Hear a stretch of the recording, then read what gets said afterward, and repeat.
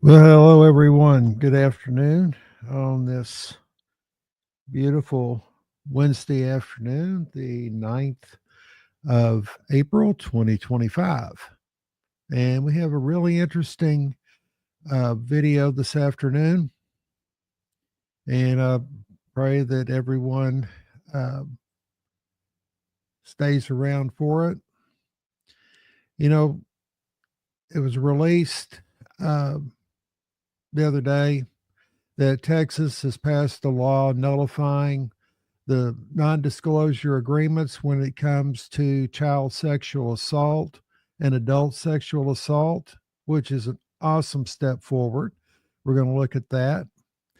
And as you can see here on the thumbnail, firing squad for pedophiles.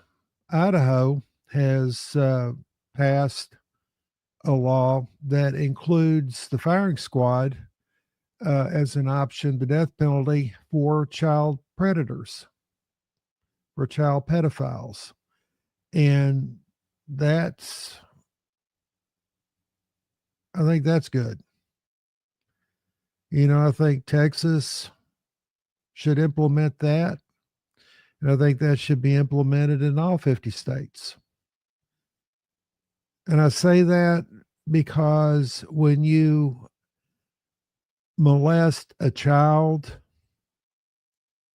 you have taken that child's innocence.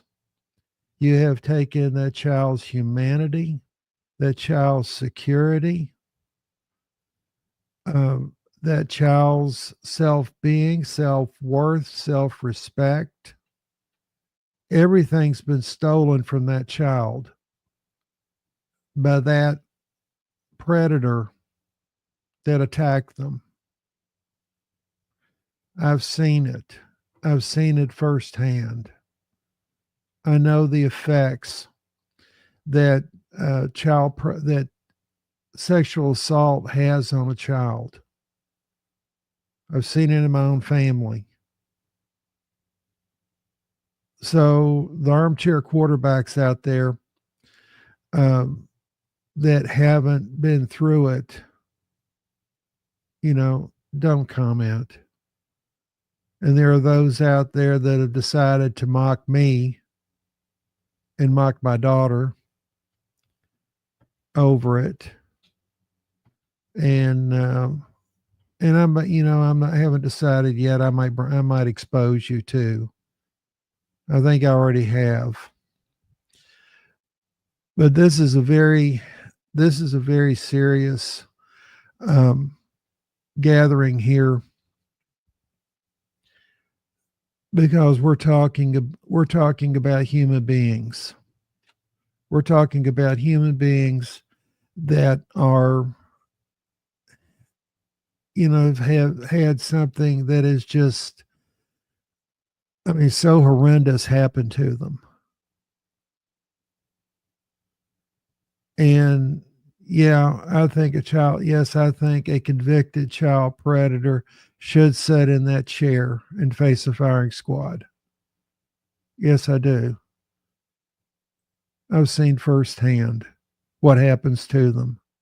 I've seen the victims. I've seen the parents of the victims after the children have committed suicide. I've been one of them I've been one of the officials that's had to talk with the parents. And that's something you don't forget. So yes, it's very personal for me. So what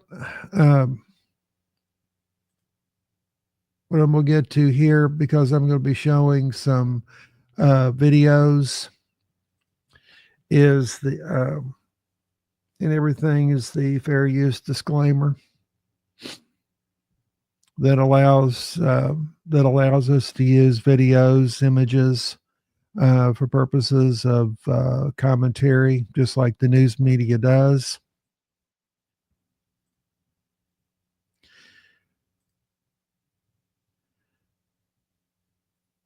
And what I think where we're going to start here is the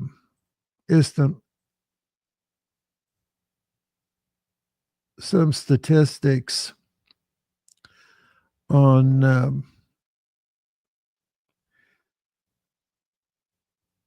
sexual assault. And this is from the National Sexual Violence Resource Center. In the statistics here, 1 in 5 women in the United States have experienced completed or attempted rape during their lifetime. Nearly a quarter, or 24.8% of men in the U.S. have experienced some form of sexual contact and their sexual violence in their lifetime.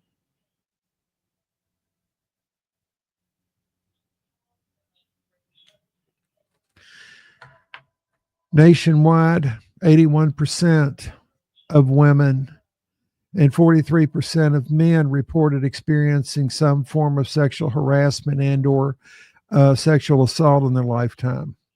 1 in 3 female victims of completed or attempted rape experienced it for the first time between the ages of 11 and 17. 1 in 4 men.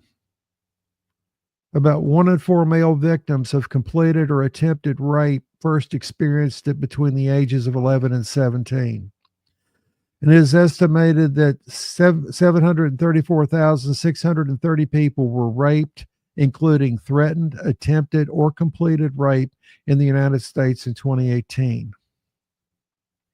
40% of rapes and sexual assaults were reported to police in 2017, but only about 25% of those were reported to police in 2018. The prevalence of false reporting for sexual assault crime is low, between 2 and 10%. Almost 1 in 4 undergraduate women experience sexual assault or misconduct at 33 of the nation's major universities.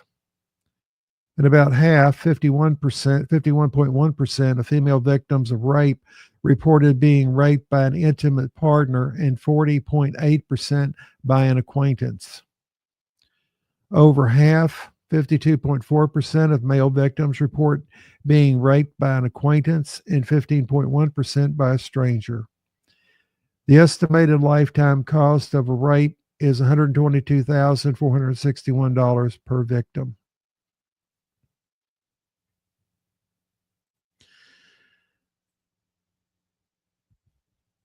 I thought I'd start off with the statistics because it's very important that we understand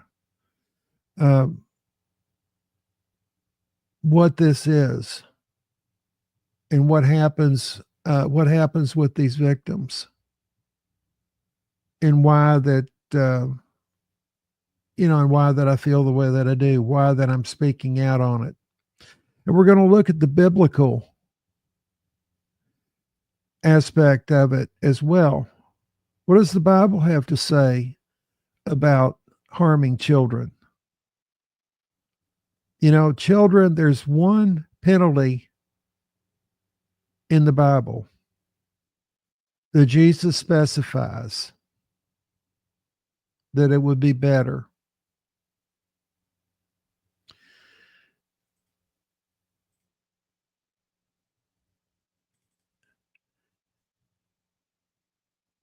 And what we'll do is I'm going to bring that up right now. Matthew 18, 5 through 7. And whoso shall receive one such little child in my name receiveth me. Now hear that. Jesus is saying whoever receives a child in his name receives him. But whoso shall offend one of these little ones which believe in me, it would be better for him that a millstone were hanged around his neck and he were drowned in the depths of the sea. Woe unto the world because of offenses, for it must needs to be offenses come, but woe to the man by whom offenses cometh. Or woe to the man that committeth the offense. That's the one That's the one instance in the Bible that Jesus gives a penalty, a direct penalty. And it would be better for them that a millstone hung around their neck and they were drowned in the depths of the sea than what they're going to face when they stand before the King of Kings and Lord of Lords. So, no, I'm not playing with this. That's why my thumbnail is exactly what it is.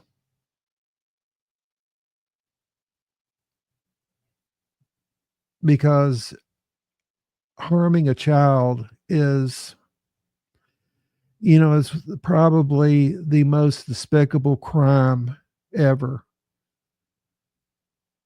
Sexual assault in itself, like I've already gone through, is taking someone's humanity, whether it's a man or a woman, a boy or a girl. You attack them like that, that's taking their humanity, their very being. I've seen these children.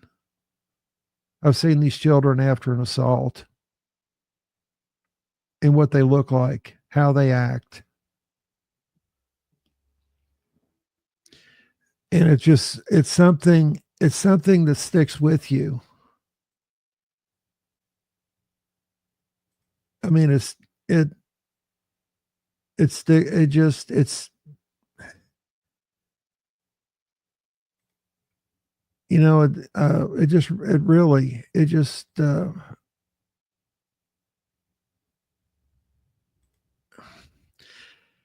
sometimes I get, when I get into this, it really gets to me. And,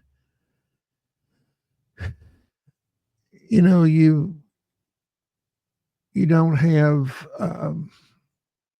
you don't really know what to say and how to say.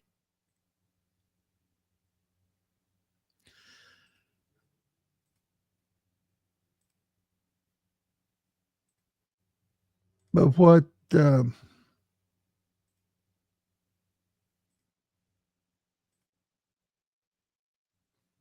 apologize. I'm gonna bring up another. I'm gonna bring up another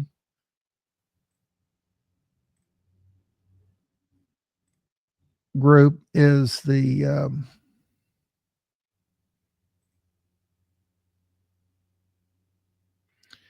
Is the RAIN, the National Sexual Assault Hotline. Supporting survivors, cultivating communities, and pursuing justice. And I know I've shown just the thumbnail of their website, but I'm going a little deeper into them right now, so everyone can see.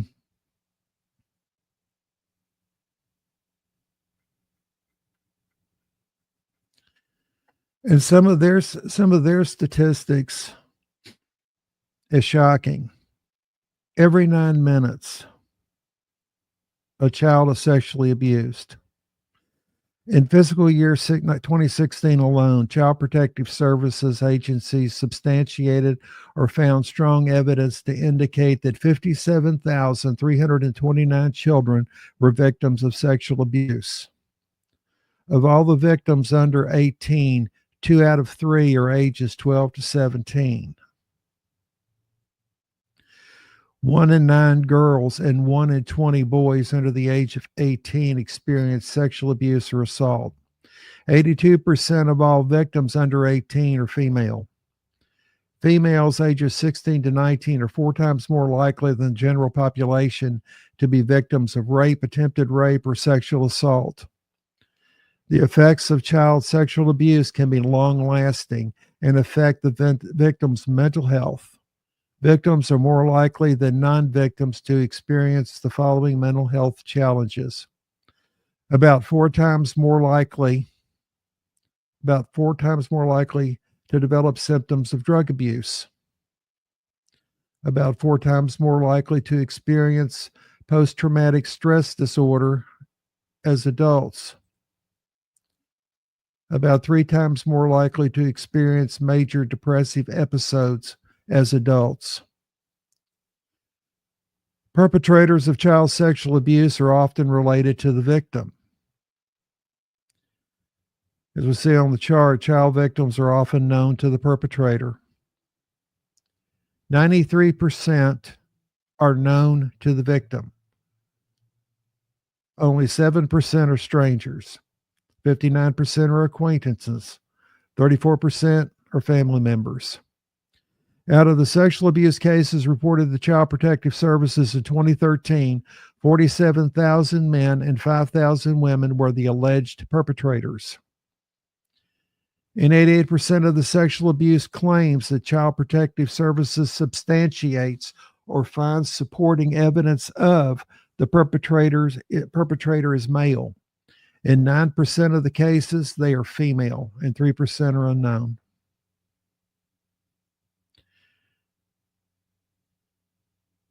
And then you can go into the RAINN. It's RAINN.org. Is their website.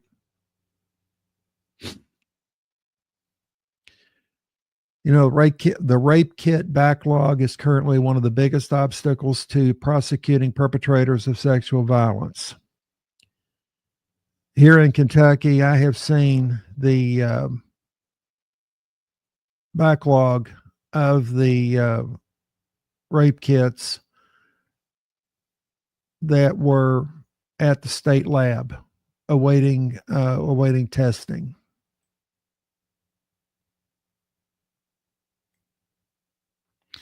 And out of every 1,000 sexual assaults, only 310 are reported to the police.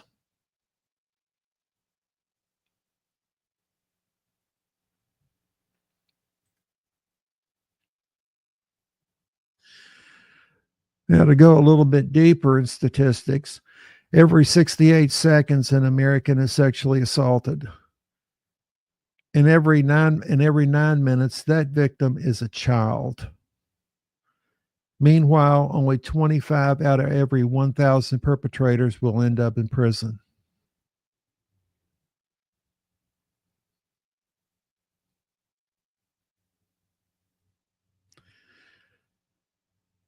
Now, the DNA evidence can increase the likelihood of holding a perpetrator accountable. I will tell you, if you're one of the individuals that have signed up for like Ancestry or 23andMe, one of those one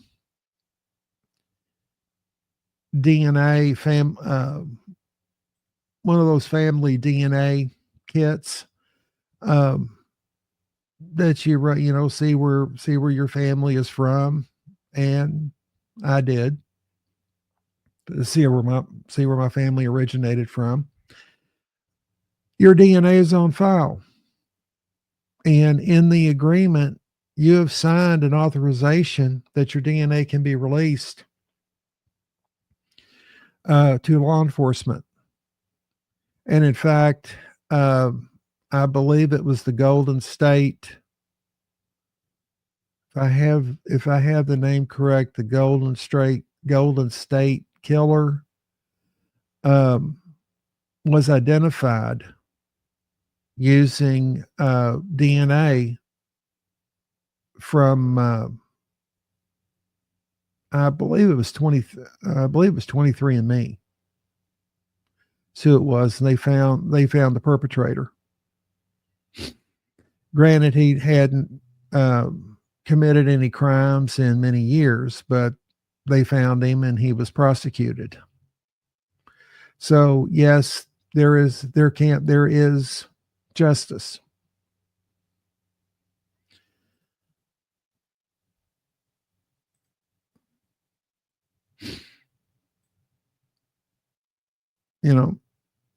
Now the good part, sexual violence has fallen by half in the last 20 years. But it can fall even more.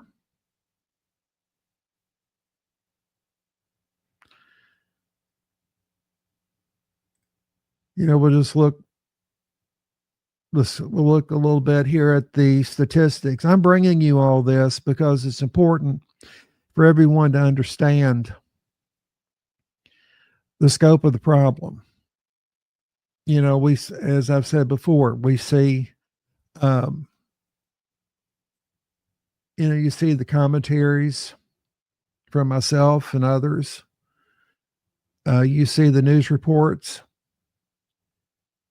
talking about, a sexual assault, but you don't know the details behind it. And yes, this is kind of the very dry stuff instead of, videos and, commentary like that, maybe a little comedy thrown in. But this is something that you need to see, especially those out there with the certain accounts on X, like the Department of Church Accountability. We know who you are. So, don't play those games. Don't play those games. You're just as much in danger as anyone else. So that was just one that popped up. But we'll go into a little bit more of it. I got some information I think everybody will find very interesting.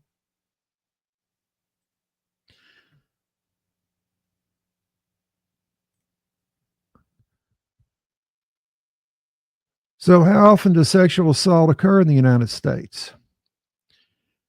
80,600 inmates in the criminal justice system were sexually assaulted or raped. I used to work in the criminal justice in the jail system, and I've seen it happen. 60,000 children were victims of substantiated or indicated sexual abuse. There's one little child right now that has spurred all this on, and that's justice for baby Lamb. A 5-year-old girl, and I guess we have to say alleged. For right now, we have to say alleged. I believe there's a sexual assault investigation open, and we're going to get to that, Texas and doing away with the non-disclosure agreements covering up sexual assault. And whoever had them sign that for that very reason needs to go to jail too, Joni Lamb. Okay. 433,648 Americans 12 and older were sexually assaulted or raped. Military members. Military is not immune from it. 18,900 experienced unwanted sexual contact. That's both men and women. Every 68 seconds, another American is sexually assaulted. 1 out of every 6 American women has been the victim of an attempted or completed rape in their lifetime. 14.8% completed, 2.8% attempted. And I'm probably repeating some of these statistics, but needs to be. About 3% of American men, or 1 in 33, have experienced an attempted or completed rape in their lifetime. From 2009 to 2013, Child Protective Services agencies substantiated or found strong evidence to indicate that 63,000 children a year were victims of sexual abuse. A majority of the child victims are 12 to 17. Of victims under the age of 18, 34% of the victims of sexual assault and rape are under the age of 12, and 66% of the victims of sexual assault and rape are ages 12 to 17. 9 out of every 10 victims of rape are female. The majority of sexual assaults occur at or near the victim's home.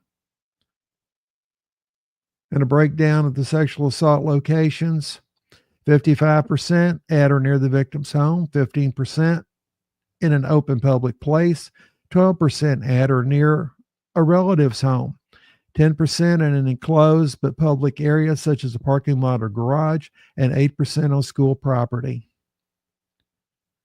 Now, what was the survivor doing when the crime occurred? 48% were sleeping or performing another activity at home. 29% were traveling to and from work or school, or traveling to shop or run errands. 12% were working, 7% attending school, 5% were doing an unknown or other activity.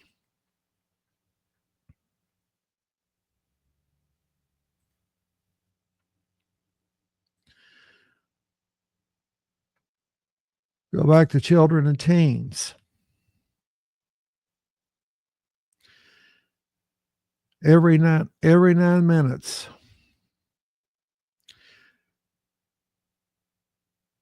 I believe I've already, that's what I covered the first time I was reading this before. And I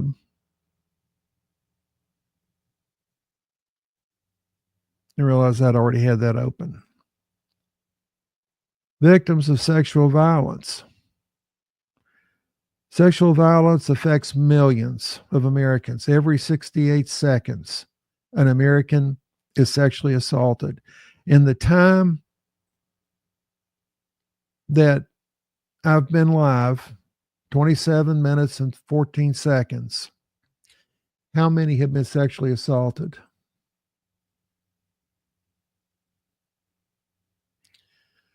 On average, there are 463,634 victims aged 12 or over of rape and sexual assault each year. Younger people are at the highest risk of sexual violence. 15% age 12 to 17, 54% 18 to 34, 28% 35 to 64, and 65 and over 3%. Ages 12 to 34 are the highest risk for rape and sexual assault. Those 65 and older are 92% less likely than 12 to 24-year-olds to be victims of rape or sexual assault, and 83% are less likely than 25 to 49-year-olds. And women or girls experience sexual violence at higher rates. 1 out of every 6 American women has been the victim of an attempted or completed rape in her lifetime.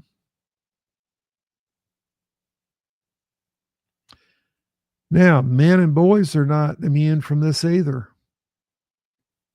Not at all. Millions of men in the United States have been victims of rape. As of 1998, 2.78 million men in the U.S. have been victims of an attempted or completed rape. About 3% of American men, or 1 in 33, have experienced an attempted or completed rape in their lifetime. 1 out of 10 rape victims are male. Now, long-term effects sexual violence can have on victims. And it's very important to go over this again. I've touched on it once, but I'm gonna go through it again. I just want to make sure everyone understands. So please bear with me. And if you're watching this, please go back and watch it again. Share this video with others. Share this with your family, because I'm going to give you pointers here to protect yourself, what you can do. And you do not have to be a victim.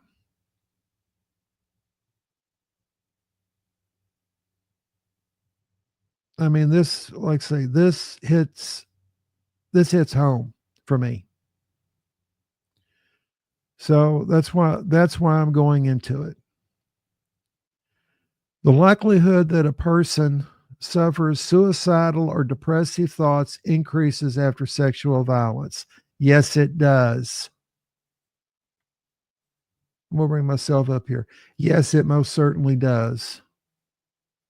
When you're the one that has gone in after a suicide and you see that person hanging there by a ligature, whether it's a rope, a belt, a bungee cord, a garden hose, and yes, I'm saying what I've gone in and seen. And then you see this person was the victim of sexual assault. And I've had both men and women, adults and children that have done that. Yes, it gets to you. They're gone, but the family's there. And I'm talking to the family. I'm talking to the family. The police are, the detectives, child protective services, if it's a child. So, yes, it's personal. And I think my feelings are coming through very plainly. It's personal when it comes to this. So we'll go back. So we'll go back here. 94% of women who are raped experience symptoms of post traumatic stress disorder during 2 weeks following the rape. 30% of women report symptoms of PTSD 9 months after. 33% of women who are raped contemplate suicide. 13% of women who are raped attempt suicide. Approximately 70% of rape or sexual assault victims experience moderate to severe distress, a larger percentage than for any other violent crime. Remember, I said it takes a person's humanity, their personality, their very being. People who have been sexually assaulted are more likely to use drugs than the general public. 3.4 times more likely to use marijuana, 6 times more likely to use cocaine, 10 times more likely to use other major drugs. Sexual violence also affects the victim's relationship with their family, friends, and coworkers. If you've never been around somebody who's been raped or attempted rape, you've never seen their reactions. Something will if there's something that triggers them, and you see how they react, you don't forget it. 38% of sexual violence experience work or school problems, which can include significant problems with a boss, coworker, or peer. 37% experience family or friend problems, including getting into arguments more frequently than before, not feeling able to trust their family or friends, not feeling as close to them as before the crime. Yeah, because you've lost your trust. They've taken your humanity. 84% of survivors who were victimized by an intimate partner experienced professional or emotional issues, including moderate to severe distress or increased problems at work or school. 79% of survivors who were victimized by a family member or close friend or acquaintance experienced professional or emotional issues, including moderate to severe distress or increased problems at work or school. 67% of survivors who were victimized by a stranger experienced professional or emotional issues, including moderate to severe distress or increased problems at work or school. Now, for the other part, victims are at risk of pregnancy and sexually transmitted infections. Studies suggest that the chance of getting pregnant from one-time unprotected intercourse is 3.1 to 5%, depending on a multitude of factors, including the time of the month intercourse occurs or whether contraceptives are used at, and the age of the female. The average number of rapes and sexual assaults against female of childbearing age is approximately 250,000. Thus, the number of children conceived from rape each year in the United States might range from 7,750 to 12,500. This is a very general estimate, and the actual number may differ. The statistic presents information from a number of different studies. Further, this information may not take into account the factors which increase or decrease the likelihood of pregnancy, including but not limited to impact of birth control or condom use at the time of the attack or infertility. RAIN presents this data for educational purposes only and strongly recommends the use of citations to review sources for more information and detail.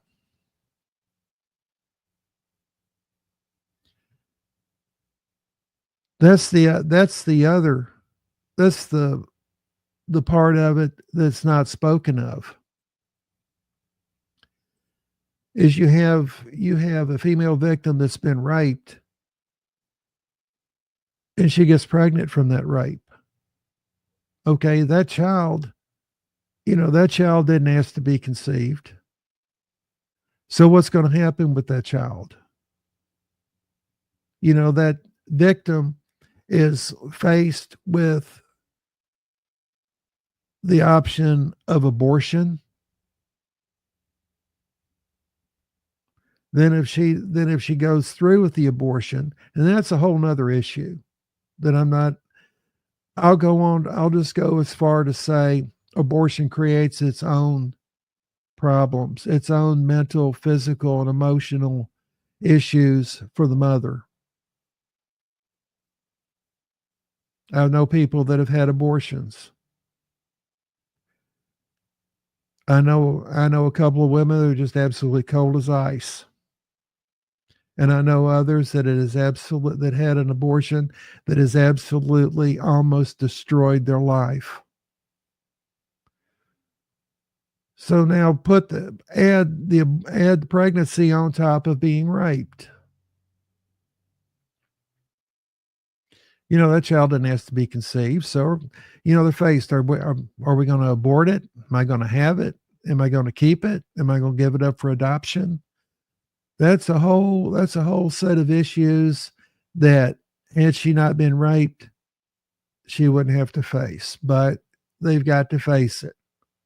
Then they've got to face, is it going to happen again to her? What happens to the perpetrator? Is the perpetrator caught? So it's a whole, just the whole aspect of it has not been talked about till now. And I just feel that the Lord has had me do this, to put this out there, to kind of put a face to it, as it were. Native Americans are at the greatest risk of sexual violence. On average, American Indians ages 12 and older experience 5,900 sexual assaults a year. American Indians are twice as likely to experience a rape, sexual assault as compared to all other races. 41% of the sexual assaults against American Indians are committed by a stranger, 34% by an acquaintance, and 25% by an intimate partner or family member.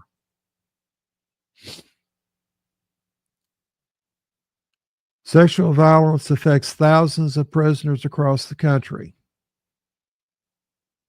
And that's something that the general public really doesn't know about. An estimated 80,600 inmates each year experience sexual violence while in prison or jail. 60% of all sexual violence against inmates is perpetrated by jail or prison staff. Yeah. More than 50% of sexual contact between inmate and staff member, all of which is illegal, is non-consensual. Now, even though the inmate may want to agree to have sexual relations with the staff member, now this is whether it's a male or a female inmate or a male or a female staff member, that inmate is incapable of consent because they are a prisoner. That's something that you may not have known. Sexual violence in the military often goes unreported. No surprise there. 6,053 military members reported experienced sexual assault during military service in fiscal year 2018. The DoD estimates approximately 20,500 service members experienced sexual assault that year. The DoD estimates 6.2% of active duty women and 0.7% of active duty men experienced sexual assault in fiscal year 2018.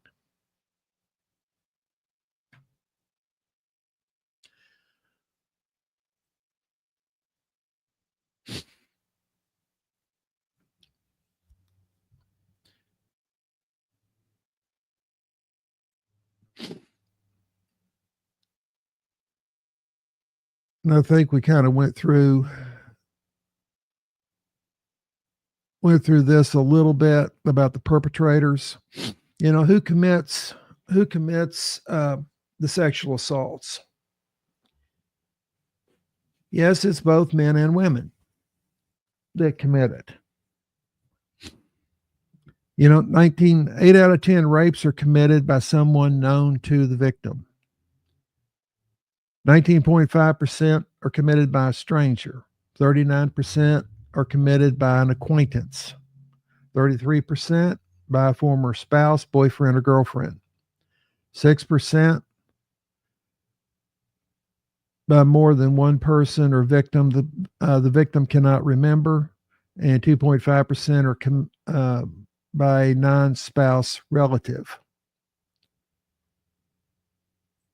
The majority of children and teen victims know the perpetrator. They know who it is. Usually it's a family member or a neighbor or an acquaintance. Of the sexual abuse cases reported to law enforcement, 93% of juvenile victims knew the perpetrator. As I was saying, 59% were acquaintances, 34% were family members, 7% were strangers to the victim. Victims of sexual violence who are incarcerated are the most likely to be assaulted by jail or prison staff, unfortunately. In jail or prison, 60% of all sexual violence against inmates is perpetrated by the institution staff.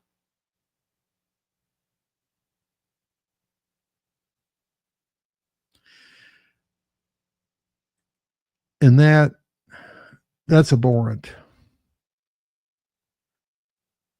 You know, I worked in corrections for many years as part of my law enforcement. And that, no. And I saw staff, one institution that I worked at, I saw a couple staff members walked out in handcuffs for that very reason. Half of perpetrators are 30 years or older. 50%, 30 years and older. 25%, 21 to 29, 18 to 20, and 15% are 17 or younger.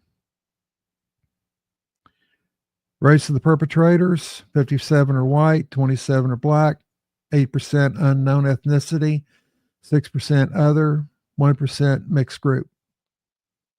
And obviously, perpetrators of sexual violence often have criminal histories. You know, perpetrators of rape are often serial criminals. One out of every 1,000 suspected rape perpetrators referred to prosecutors out of 370 have at least one prior felony conviction, including 100 who have 5 or more.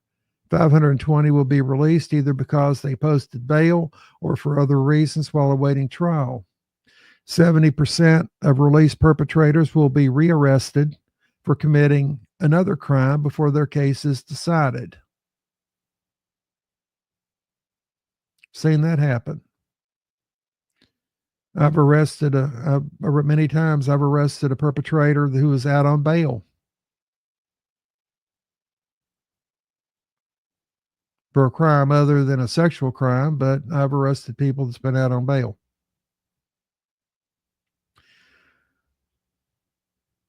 So like I said, you're welcome to go to Rain's website, look at these stats.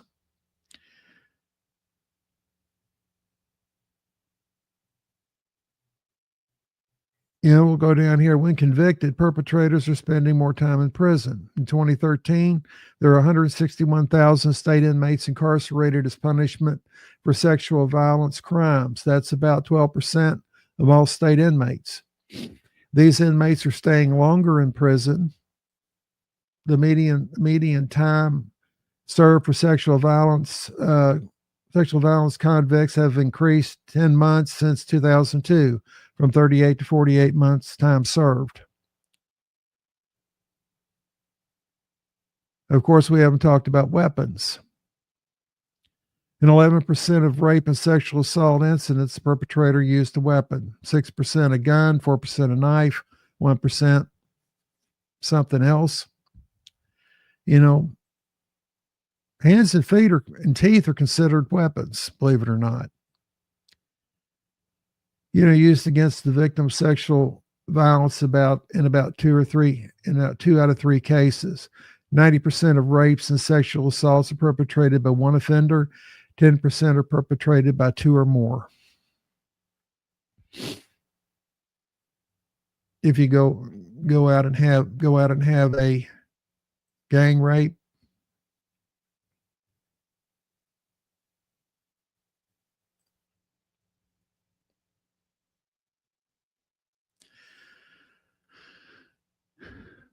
but I'll bring Rain's website up, or the page up again, before we end today. To get help 24 hours a day, 7 days a week. You can call or chat. The National Sexual Assault Hotline, 1-800-656-HOPE. They got an online chat or WhatsApp. So if you've been a victim of sexual assault, report it. You're not alone. Call 911. Go to the police. Go to a hospital. Go to a hospital emergency room. They're a safe space. Go to a fire department. Go to a fire station. They're a safe spot. They will get you help. If you've been assaulted, by all means, get away from your perpetrator if you can.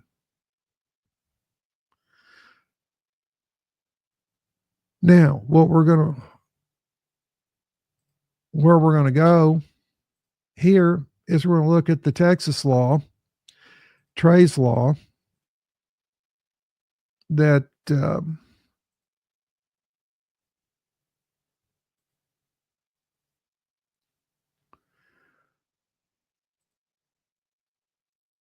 if you remember Cindy Clemenshire from Robert Morris from Gateway Church, she testified to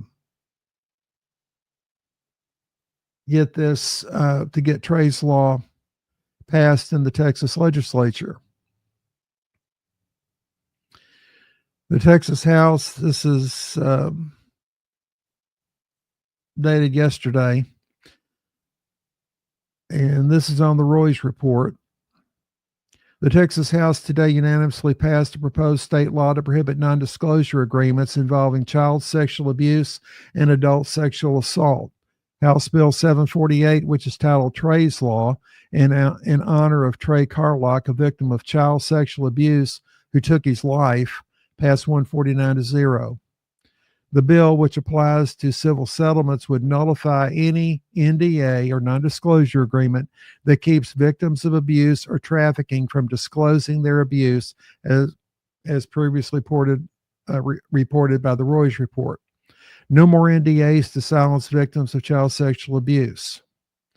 No more protecting predators. Today we stand with survivors. Today we choose justice, truth, and courage. That's Representative Jeff Leach, who authored the bill. He posted on X.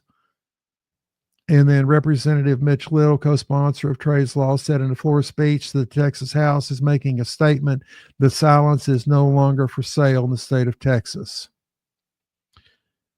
Abuse victims advocate Elizabeth Carlock Phillips praised Little's powerful speech in a post on X.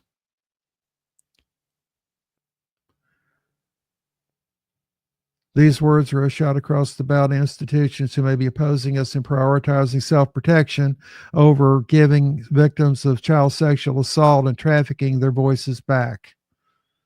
I can think of one right now.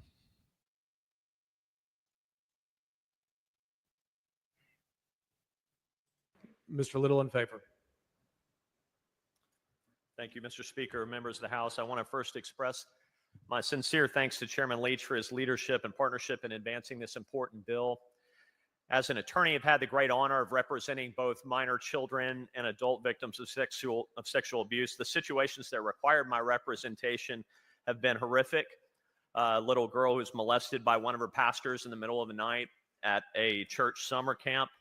A woman raped by a member of her prayer team at her church who had a history of sexual violence that was known to the church. A boy who was ruthlessly bullied and sexually assaulted by his classmates at a therapeutic boarding school. I'm going to share with you a hard truth.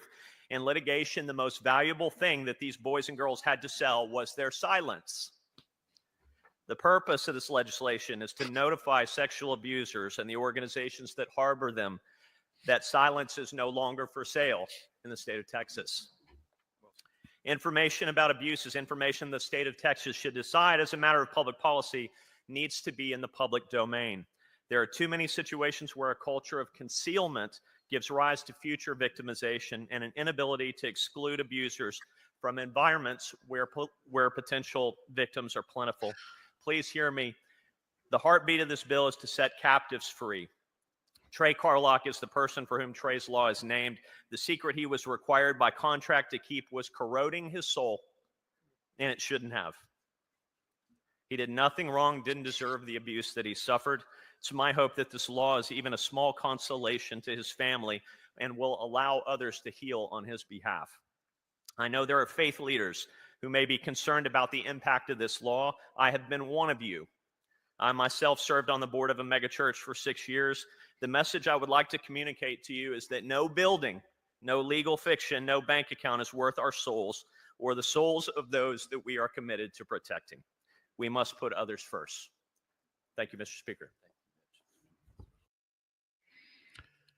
That pretty much says it all. Thank you, Texas. I can think of a 5-year-old child right now. There are those, and like I say, we have to call it alleged, but there are those that know what happened, that know the truth, and they've all been required to sign an NDA.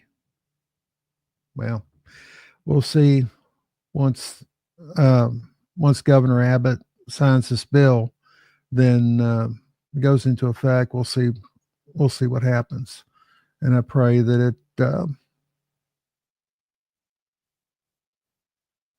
I pray that it goes. I pray it goes that way. Now we're going to go from Texas to Florida, and I'm going to share um, an X page here from Dom Luker, the breaker of narratives. He's reporting that international child pornography ring has been busted in Florida, where over 1 million videos of child porn has been recovered, including footage of infants that were abused. Florida Department of Law Enforcement Commissioner Mark Glass said that their investigation began in July of 2024 with agents checking the internet for people who sell and distribute child pornography. Glass said that in the investigation, an undercover agent found a website that had led them to uncover over 1 million videos depicting sexual abuse of minors, some as young as infants. And you wonder why I'm on here. Now, here's a little something else. And I'll bring myself back up. If you happen to be one of these individuals that visited some of these sites, guess what? They have your IP addresses. They have all the information through the servers, through the networks, and they're going to look you up. And I would say up to and including Pete. Because I almost lay you 2-to-1. There's child porn somewhere around Pete. I almost guarantee you that.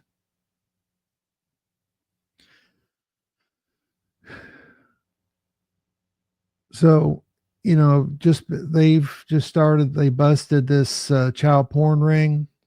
It ain't over. It ain't over by a long shot. There's investigations going out everywhere there was a connection made to to those servers. And even if you use some app or something to hide your IP address and all that, they still find you. They can still track your IP through that. So you ain't safe. Especially if you're using Bitcoin or some crap like that to buy this trash. Nah, you ain't safe. Nah, they coming for you. So I call him Chester the Molester. Yep. So I'm going to play this, go back here and I'm going to play this a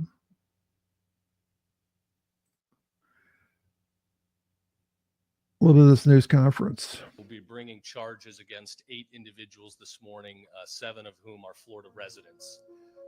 As a dad of 3 little ones, it's tough to talk about some of this stuff, but what these guys were doing was truly heinous. There's not a word in the English dictionary that can describe the gross content that was on the videos.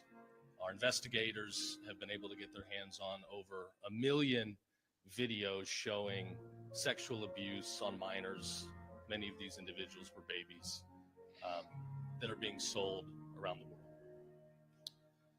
The 2023 National Center for Missing and Exploited Children reports over 36 million instances of suspected child sexual exploitation and over 100 million files related to child sex abuse material. And that's only what's getting reported. This continues to be a problem in our country, in our state. Protecting our kids is not an easy task to begin with. And today, with the access to the internet and social media, it allows these sick predators to more easily get access to our kids. And as I've said, my first 5-6 weeks on the job here, that's going to be a major priority for my office.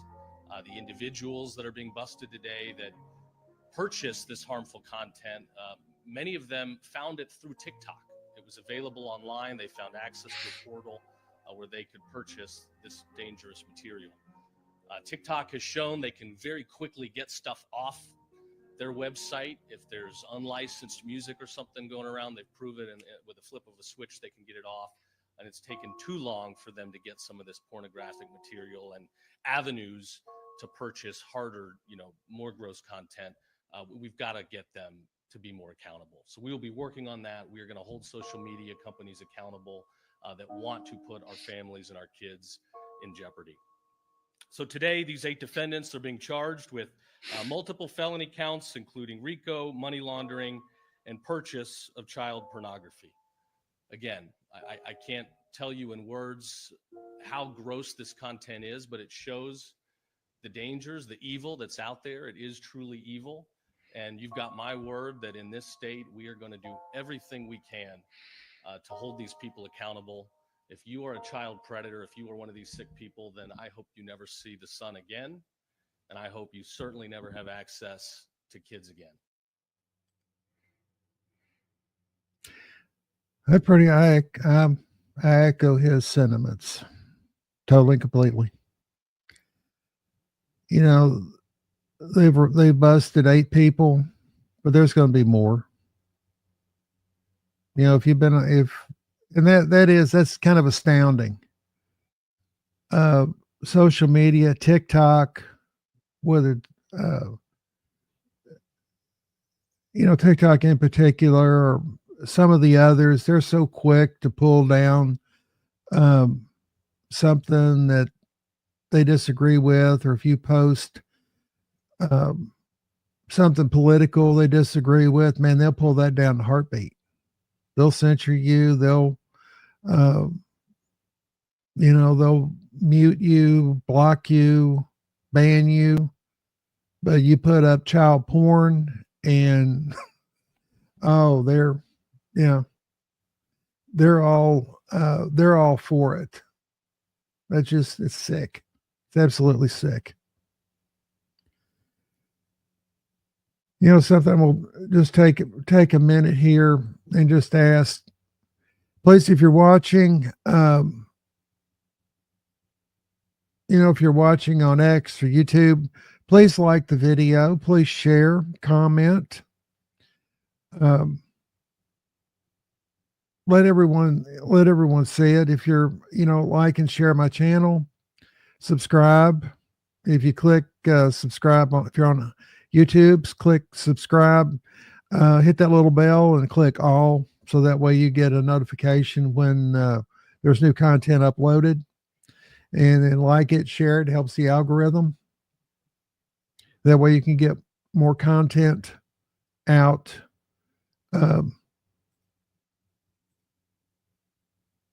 can get more content. You'll know when the content's being uploaded. Important things like this. They were talking about the National Center for Missing and Exploited Children. And I'm going to pop over here real quick to their website.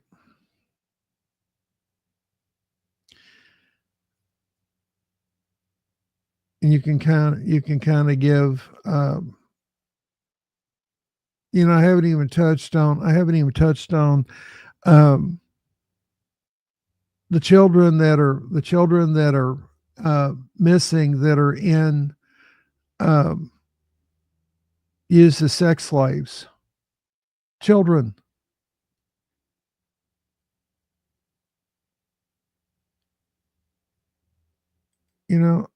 I'll go right here. Child sex trafficking.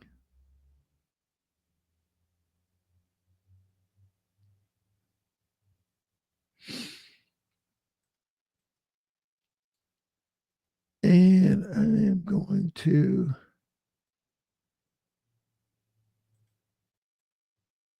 change this to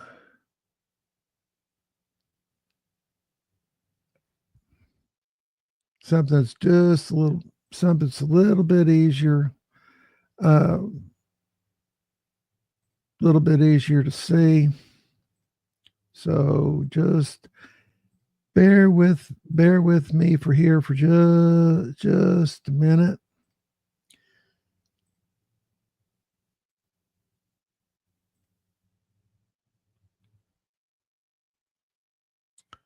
Let's bear with me for just a minute. There we go. Sorry about that.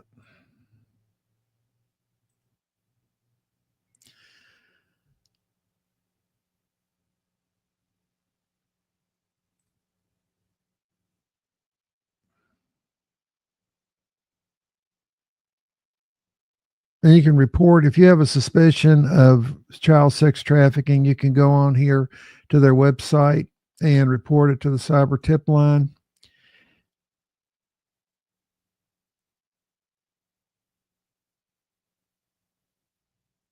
And here's just some of the, some examples. Familial trafficking by families, child trafficked by a family member, established by blood, marriage, or adoption. This includes, but not limited to, a biological mother and or father, cousins, aunts, uncles, grandparents, in-laws, etc. Then non-family trafficking, buyer perpetrated. That's where a child is bought and sold.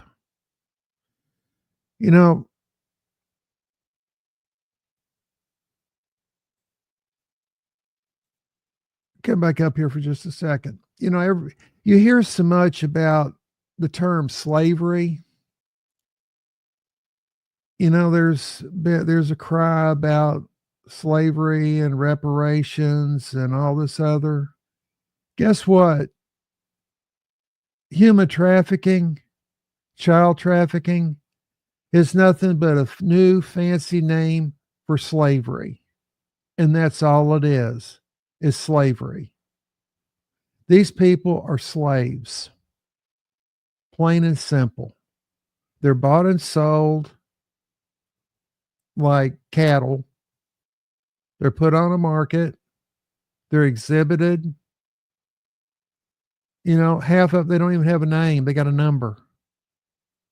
And they have to do what the person or the people of the gang tells them to do. That or they get killed. And chances, in the majority of the cases, they're killed anyway. Or they die. They die from abuse. They die from disease. They die from starvation. Yeah, I'm talking things here that you don't want to hear. Well, it's the truth.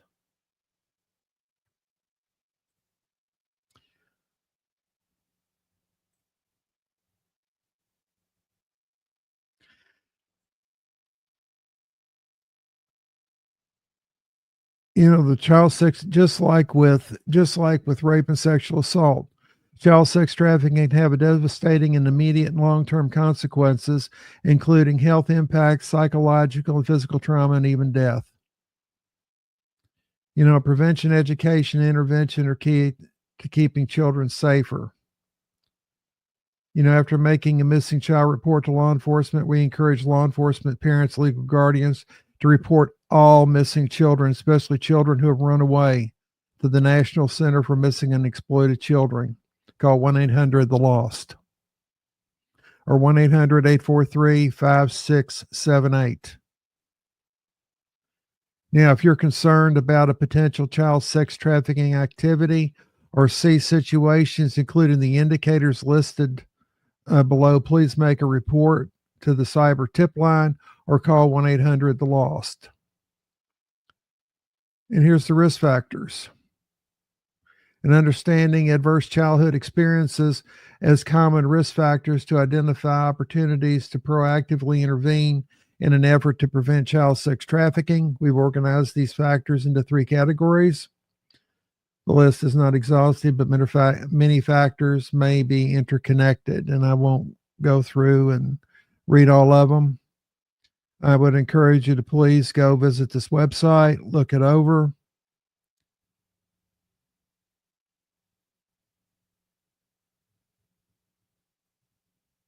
You know, in 2024, the National Center for Missing and Exploited Children received more than 27,800 reports of possible child sex trafficking.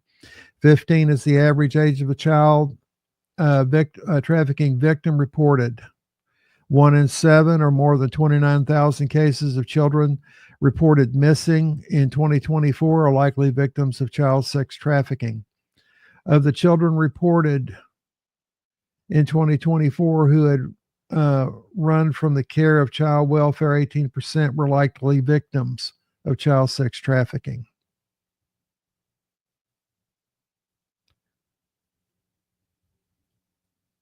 So the National Center is taking a proactive role in helping to stop trafficking and to help with the recovery and the family advocacy and support. So, you know, I highly recommend that that you go to the website and look at it to get the information. You know, to get the information so you know what to look for. I mean, you know what to look for there.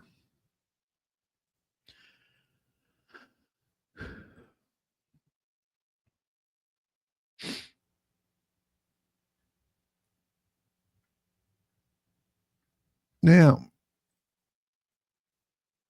where I'm going to go to here is we're going to take a look at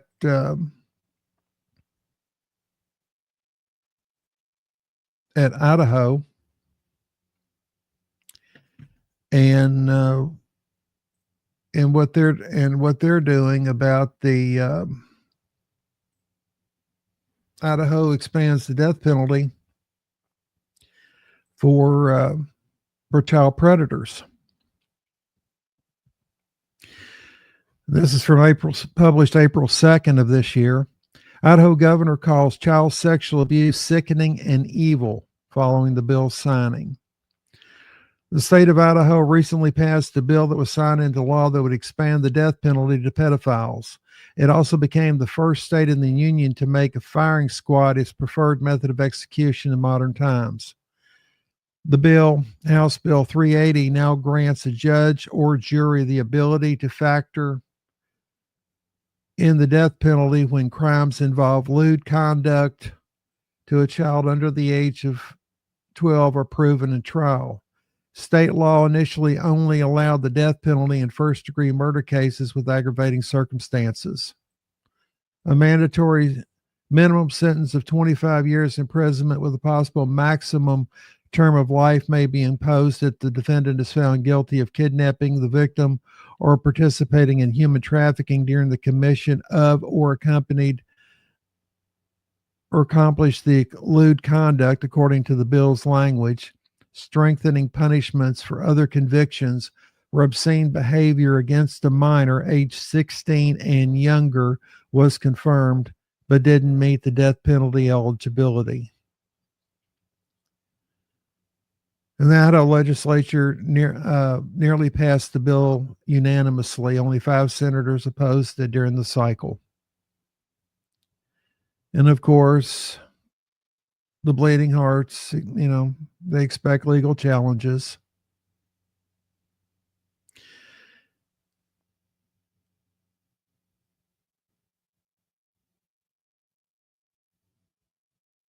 And then in the past 2 years, both Tennessee and Florida have passed death penalty laws involving child rape cases. So it's the penalty. You know, there's an old saying, make the punishment fit the crime.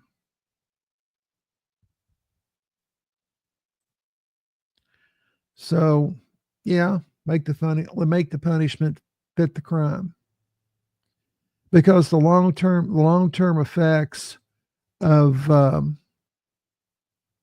what happens with these children this cannot be discounted. Any sexual assault, whether it's a child or an adult, but especially a child.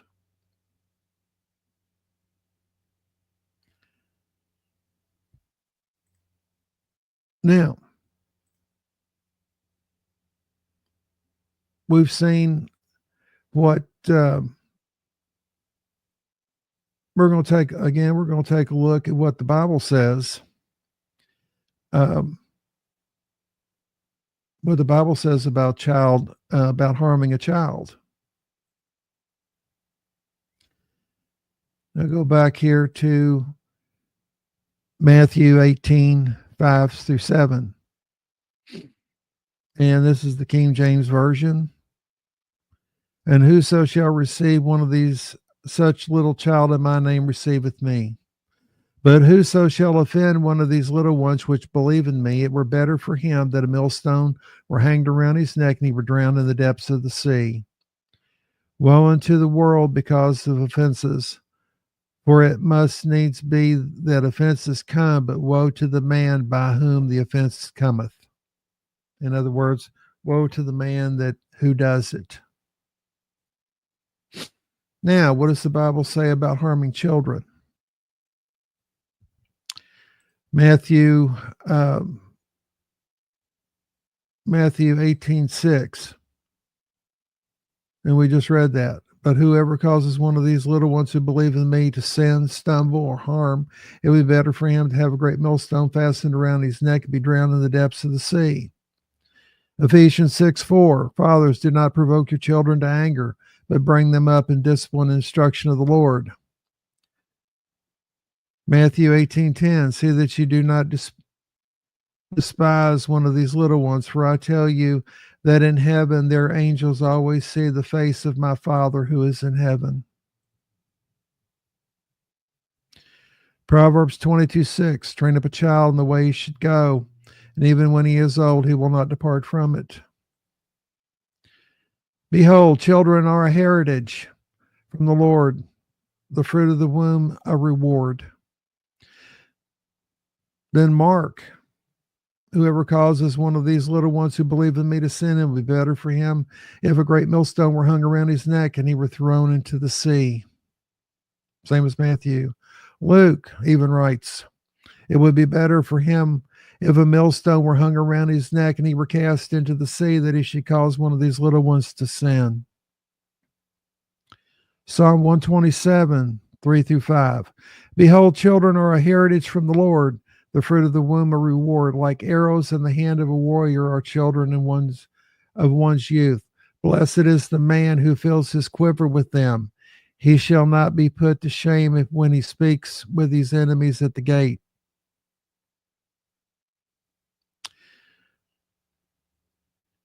And they were bringing children to him that he might touch them, but the disciples rebuked them. But when Jesus saw it, he was indignant and said to them, let the children come to me. Do not hinder them, for such belongs to the kingdom of God. Truly I say to you that whoever does not receive the kingdom of God like a little child shall not enter it.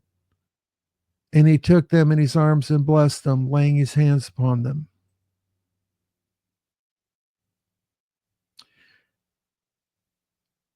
And he said to his disciples, temptations to sin are sure to come, but woe to the one to whom they come. It would be better for him if a millstone were hung around his neck and he were cast into the sea, that he should cause one of these little ones to sin. I do not ask that you take them out into the world, but that you keep them. I do not ask that you take them out of the world, but that you keep them from the evil one.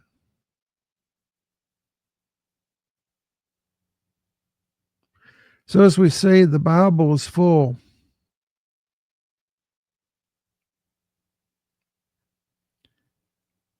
about harming children.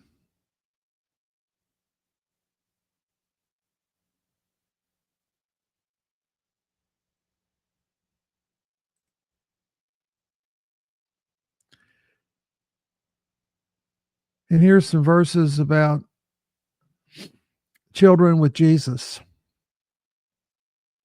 Like we just read, when Jesus saw this, he was indignant and said to them, "Permit the children to come to me. Do not hinder them, for the kingdom of God belongs to such as these."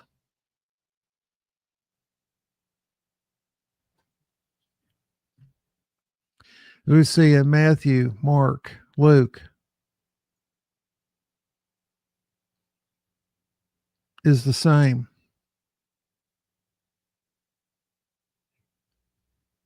Again, where the disciples rebuked them, Jesus said, "Let the children alone and do not hinder them coming to me, for the kingdom of heaven belongs to such as these."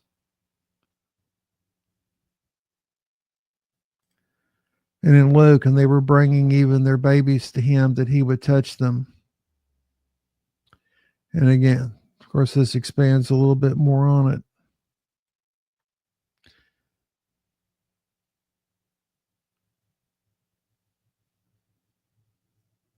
In Matthew 18, 2-5, and he called the child to himself and set him before them and said, "Truly I say to you, unless you are converted and become like children, you do not enter the kingdom of heaven. Whoever then humbles himself as a child, he is great in the kingdom of heaven."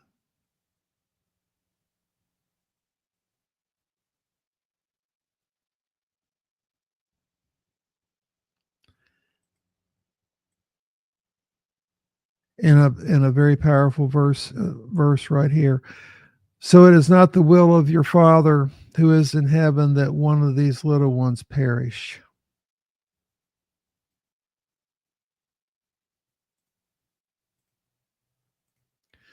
So as we see,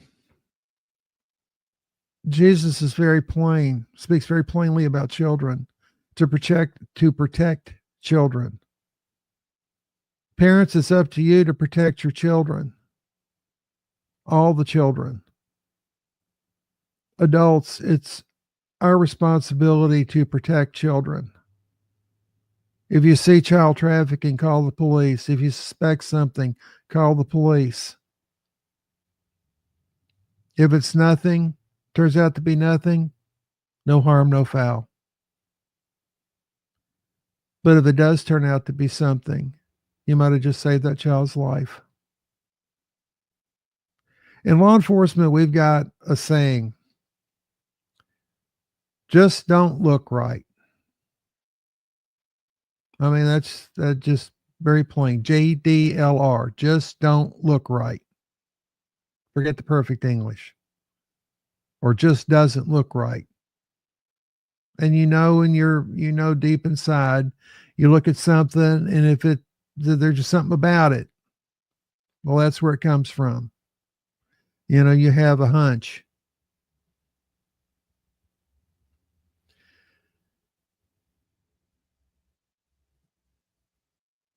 And I was going to say that,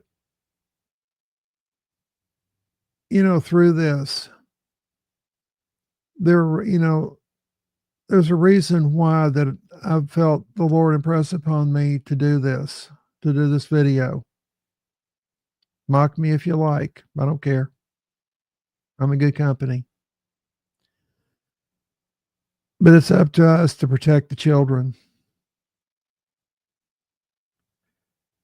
And all of them. So if you see something, say something. Don't just blow it off. "Oh, I don't know. I don't want to get involved." All of a sudden you might find out later on that that one you could have helped was the one that you're reading about that died. Like I say, it's very personal for me. And that's why I'm here today with you.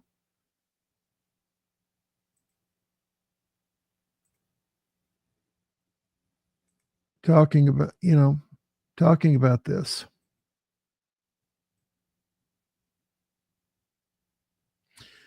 It's pretty, that's pretty intense. If you don't know what that is, that's a picture of the, I believe that's in Idaho. That's the chair for the firing squad.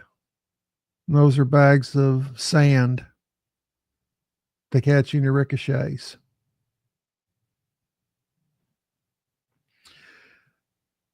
So I'm not, I'm not playing here. I'm very serious. Usually try and have something a little light, but this isn't light. This is, this is very serious. And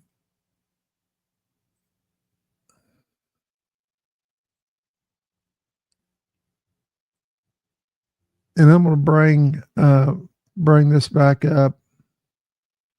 The National Sexual Assault Hotline, 1-800-656-HOPE. Help 24/7. You can call or chat. Then there's the National Center for Missing and Exploited Children, the 1-800 The Lost.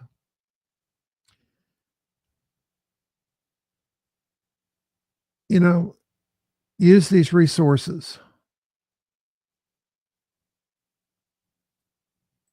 Use them.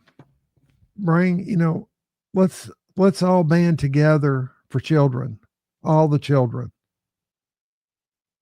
Yes, there was one little child in Texas that really got all this started.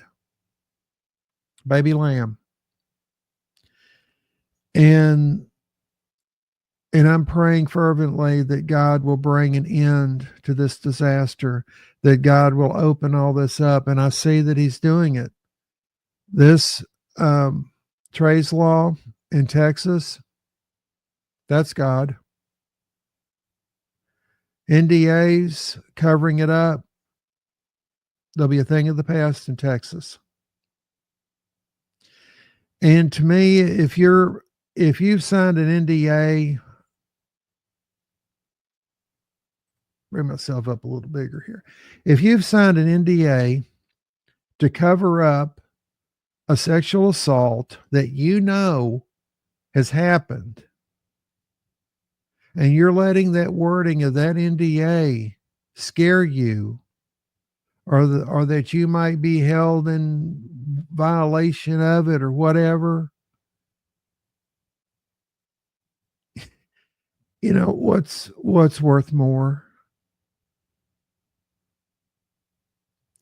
That NDA or the well-being of a sexual assault victim.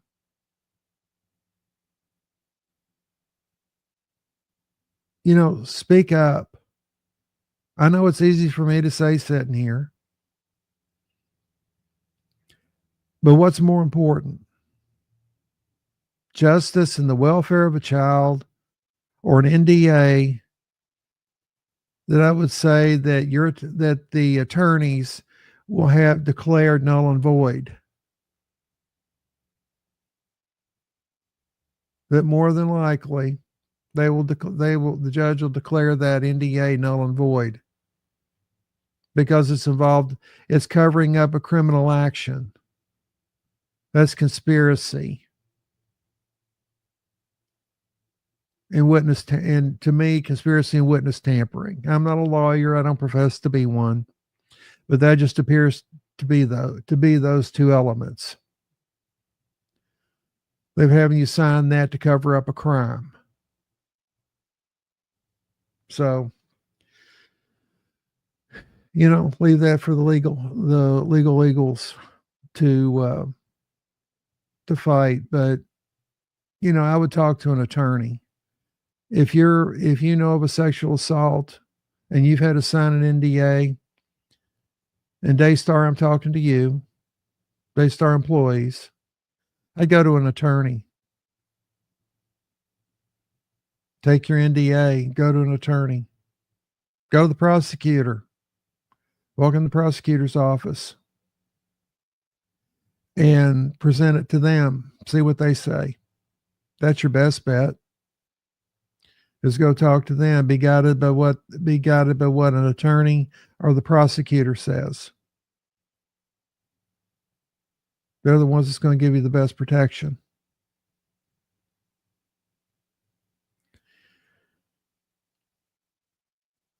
You know, at the end of every video, I always give opportunity.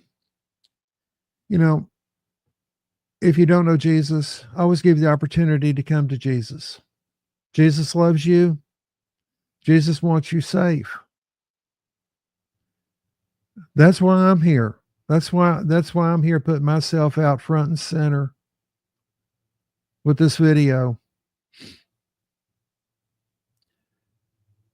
is to help protect you, to help protect those that are in danger, and to give a voice for the voiceless. You're not alone. If you're a victim of sexual assault, you're not alone. There are advocates there for you.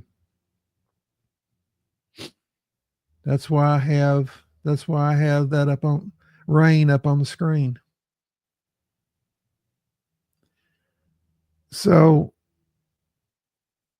you know, contact them. Contact 911.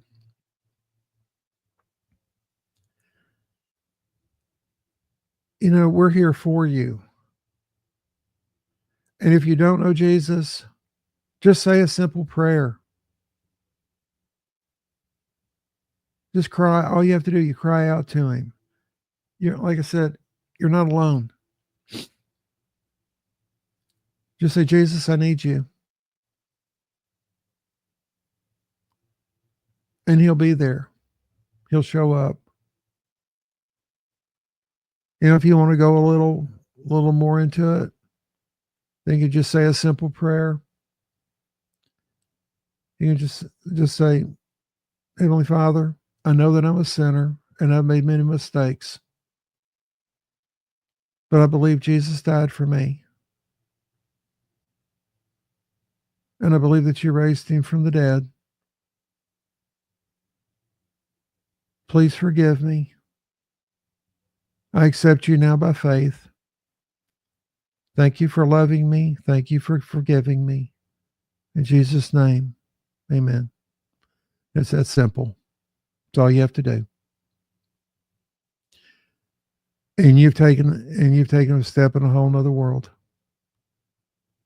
You know, if you have any questions, please email me, joel2@joel2revival.org, or you can message me on X, Facebook, or YouTube. I'll be happy to help you find a Spirit-filled, Bible-believing church. That's the best step you can take. You know, if you're a victim of sexual assault, please contact the National Sexual Assault Hotline, the National Center for Missing and Exploited Children at 1-800-THE-LOST, or call 911. That's the simplest. Call 911. The police will be there to help you. Again, I thank you all so much for being with me today. Thank you very, very much. I know this has been a very deep subject, a very important subject, but please like, share, subscribe. Please share this video. If you're on X, please like the video and please share it. Please let others know about it because it's very important. Again, I thank you so very much for being with me today. Remember, Jesus is Lord. He died for you. He loves you. And all you have to do is cry out to him and he'll be there for you. And until next time, thank you so very much. Have a blessed day.